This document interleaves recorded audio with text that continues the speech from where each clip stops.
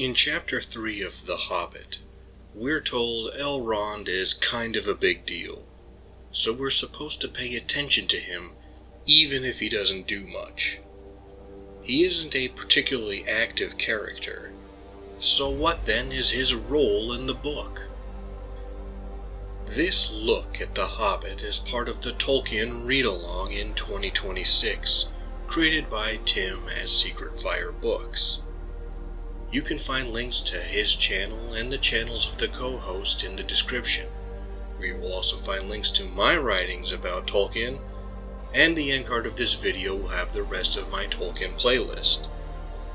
You can also take a moment to like, comment, share, and subscribe to the channel of another YouTube creator you enjoy, or the algorithm will show you that where there's a whip, there's a way. A major, if understated, role that Elrond plays is that of being a good host, and graciously providing shelter and provisions to all of Thorin's company. Rivendell certainly earns its reputation as the last homely house. While he doesn't give out mighty gifts, he does open his home without any expectation of reward. At that time in the story, this is a kindness, seeing as how the dwarves and Bilbo have had a rough time in the wilderness and nearly been devoured by trolls. Only in retrospect do we realize how generous Elrond really is, as much of The Hobbit showcases a slide into worse and worse hosts. The Great Goblin and Gollum threaten their guests with violence. Beorn has to be tricked into playing host to Thorin's company. The Elves of Mirkwood imprison the dwarves. The Master of Lake Town is outwardly kind, but also scheming and calculating to take advantage of any situation. And worst of all is Smaug, squatting in a home he didn't make, on treasures that aren't his, and he responds to the smallest perceived infraction with disproportionate violence. In comparison, Elrond appears to be an even better host than Bilbo was when the dwarves first arrived at Bag End. Truly, Elrond is a great and generous host, and one of the major themes in The Hobbit and The Lord of the Rings is that generosity and kindness are of paramount importance. Beyond sharing material goods, Elrond also freely shares his knowledge. He does not need to give them powerful weapons because Thorin and Gandalf show up with swords from Gondolin.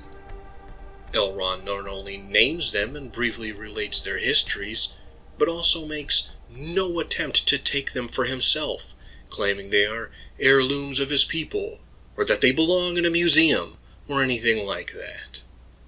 Again, his generous spirit is in evidence. The same is true when he discovers the moon letters upon Thror's map. He reads and relates the information, giving it to Gandalf and Thorin's company in furtherance of their quest. They now have the means of entering Erebor without Smaug's knowledge. Essentially, this discovery on the map is another valuable tool for Thorin, unlocked by Elrond's wisdom and given over to the dwarves.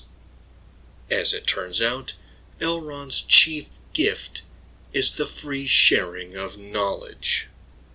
It will be up to the dwarves and Bilbo to decide how to use this information. But what do you, the audience at home, think? Is Elrond an essential part of The Hobbit? Should he have done more within the story? After all, with great power comes great responsibility, right? Or do you think the novel is clearly Bilbo's story, and it is best that Elrond plays only a minor role overall? Feel free to share your thoughts in the comments. Thank you for taking the time to listen to my peculiar notions. If you appreciate this channel and want to support it, you know what to do. Until next time, read or reread The Hobbit, live, and be well.